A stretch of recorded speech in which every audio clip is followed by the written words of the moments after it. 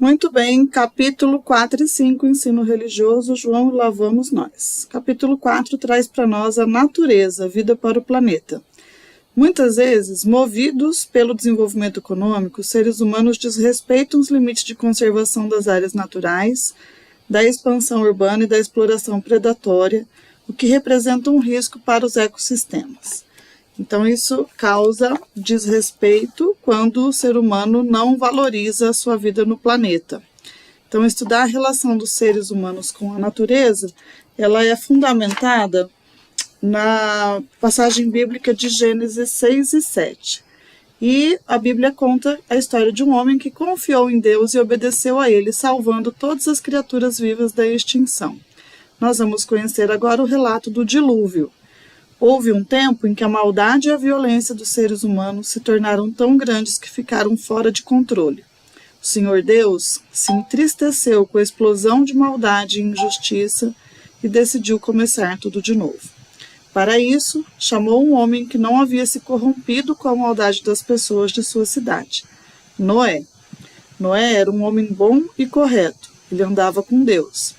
Por isso, Deus deu a Noé a tarefa de construir um grande barco de madeira, uma arca, para proteger pessoas e animais de um dilúvio que iria destruir toda a terra.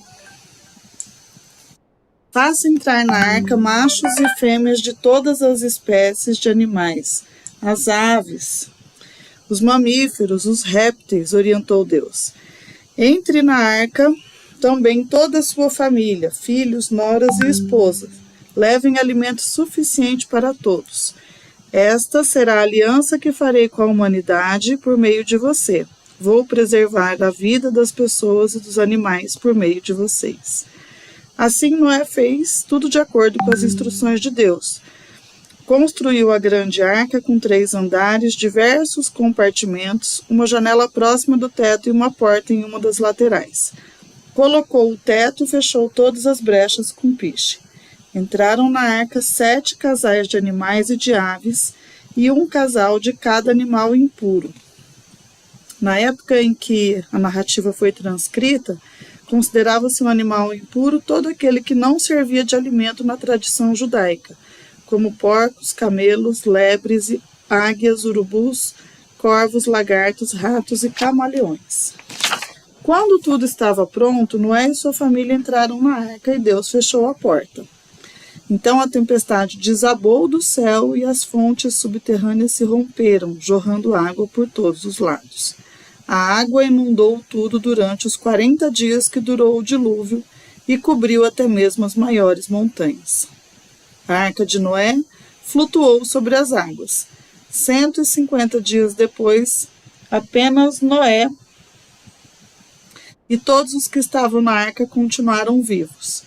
O Senhor Deus olhou para Noé e para aqueles que estavam na arca. Fez soprar um vento sobre as águas e elas começaram a baixar. Os picos das montanhas foram aparecendo e a arca encalhou no alto do monte Ararat. Noé soltou um corvo pela janela da arca, mas ele ficou dando voltas sem encontrar um lugar para pousar. Voltou para a arca. Noé esperou mais alguns dias e soltou uma pomba. Ela voltou no fim do dia com um galinho de oliveira no bico. 7 dias depois, Noé soltou a pomba de novo, mas ela já não voltou para o barco. Assim, Noé entendeu que o dilúvio havia chegado ao fim. Abriu o teto da arca e viu que a terra estava secando. Deus ordenou: saiam da arca todos vocês e se espalhem pela terra. Prosperem, tenham filhos e filhas, povoem novamente este mundo. E nunca mais exterminarei os seres humanos da face da terra, mesmo conhecendo a inclinação que eles têm para o mal. Enquanto durar a terra, sempre haverá semeadura e colheita, frio e calor, verão e inverno, dia e noite. Pense nisso, disse Deus a Noé e seus filhos. Agora faço uma aliança com vocês e todos os seres vivos. Nunca mais haverá um terra. O arco-íris será o sinal desta aliança que estou fazendo com o mundo. Então, nós temos aqui, a história de Noé. Muito bem. E por que que para recomeçar a criação foi preciso que morressem tantas pessoas e animais? Porque a violência e a maldade de alguns seres humanos já estavam provocando a destruição da natureza e das pessoas. Então Deus interferiu para interromper a destruição desencadeada pelos humanos.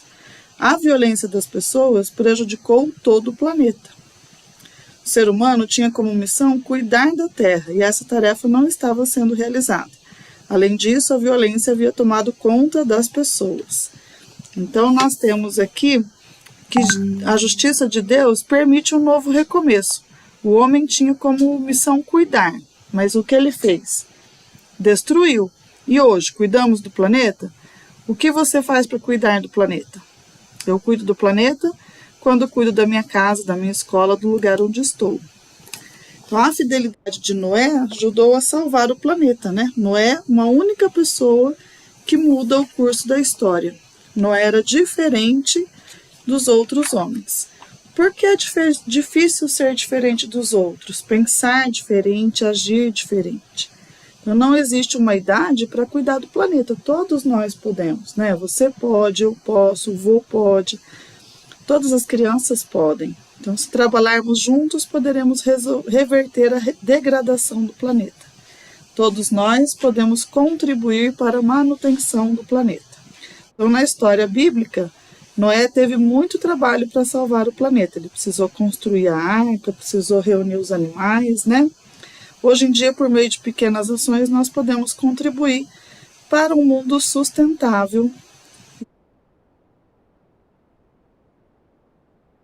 A sustentabilidade é a forma como nós, humanos, podemos usar e desfrutar os recursos naturais, preservando-os para as próximas ações. Então, por exemplo, andar de bicicleta ao invés de carro, né? Você está fazendo uma ação de sustentabilidade. Não deixar torneiras pingando, apagar a luz quando você sai de um ambiente, desligar o computador quando você for dormir. Então, nós temos várias ações que a gente pode fazer para ajudar. A justiça de Deus permitiu um novo recomeço. Então, aqui nós temos um vídeo que mostra isso. Da navegação marítima já construída até o final do século XIX, quando os navios de metal começaram a ser construídos. Ela tem uma proporção do comprimento para a largura de... Diante da destruição da vida e da natureza, Deus não fica impassível. O destaque aqui não está na destruição, mas na salvação que Deus oferece pela arca. No final, Deus promete, a natureza segue seu curso e os homens contam com a bondade de Deus. Quem deve cuidar da natureza? Então, nós vamos conhecer aqui também os cristãos na história, em defesa de boas ideias. Os apóstolos eram os seguidores de Jesus mais próximos dele, portanto, foram as pessoas com maior autoridade para divulgar suas ideias às primeiras igrejas cristãs. Com o passar do tempo, à medida que os apóstolos morriam, as comunidades cristãs valorizaram os sucessores dos apóstolos num processo que se chamou de sucessão apostólica. As igrejas começaram a ser chamadas de católicas, que significa universais, porque pretendiam que seus ensinamentos e suas práticas fizessem parte de um só conjunto. Nesse período, surgiram mestres e estudiosos que escreveram para defender a ideia das heresias, em outras palavras, dos ensinamentos distorcidos. Irineu de Leão foi um deles. Alguns, ao rejeitar a verdade, apresentam discursos mentirosos e genealogias sem fim, os quais favorecem mais as discussões do que a construção do edifício de Deus que se realiza na fé. Então, segundo a tradição, os apóstolos Pedro e Paulo morreram na cidade de Roma. Assim, a igreja em Roma foi recebendo a autoridade das outras comunidades cristãs, porque nela se preservara toda a tradição mais antiga que vinha dos apóstolos. As comunidades cristãs queriam preservar o que os apóstolos haviam ensinado. Como seria possível evitar a distorção de ensinamentos, inclusive nos dias de hoje? Ora, voltando sempre nossos olhares, para as palavras de Deus que estão registradas na Bíblia.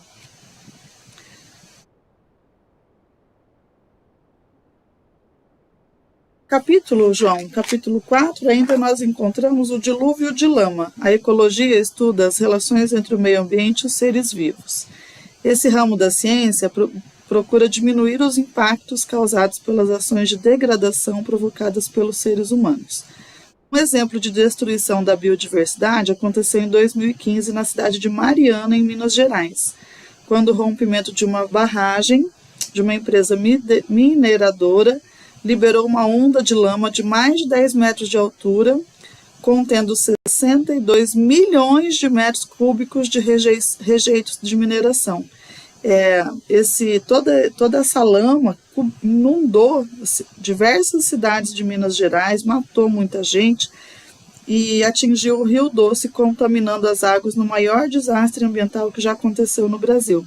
Essa mesma lama, João, chegou no mar, porque os rios desaguam, né, no mar. Então, nesse ano, a gente tinha ido para Porto Seguro e a água do mar estava suja. Então, na verdade, não foi aqui 2015, foi 2019 que nós presenciamos isso. Foi quando rompeu a barragem de Brumadinho, região metropolitana de Belo Horizonte. Causaram muitos danos ambientais. Muito bem, muito triste isso, né?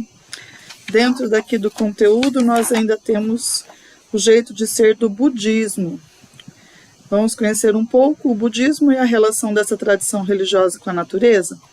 O budismo teve origem na Índia, quando um jovem nobre príncipe da região, chamado Siddhartha Gautama, saiu de seu palácio em busca de uma resposta para a superação do sofrimento humano e conseguiu alcançar a iluminação, tornando-se o primeiro Buda, que significa o iluminado.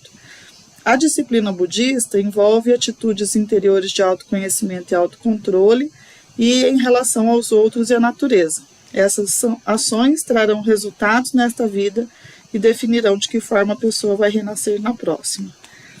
Então, um dos preceitos do budismo é o da não violência, que orienta as pessoas a não fazerem nada de mal a quem tem a vida.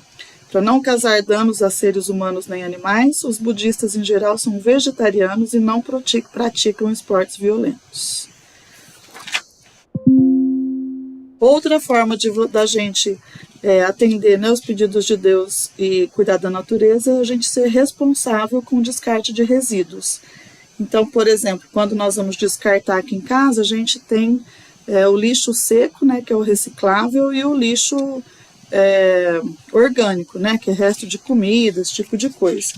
Então, nós podemos separar plástico, papel e papelão, vidro, metal e fazer o descarte de uma maneira responsável. Assim, nós estamos cumprindo, né, com aquilo que Deus espera de nós, que a gente seja responsável pelo planeta também. E este foi o capítulo 4.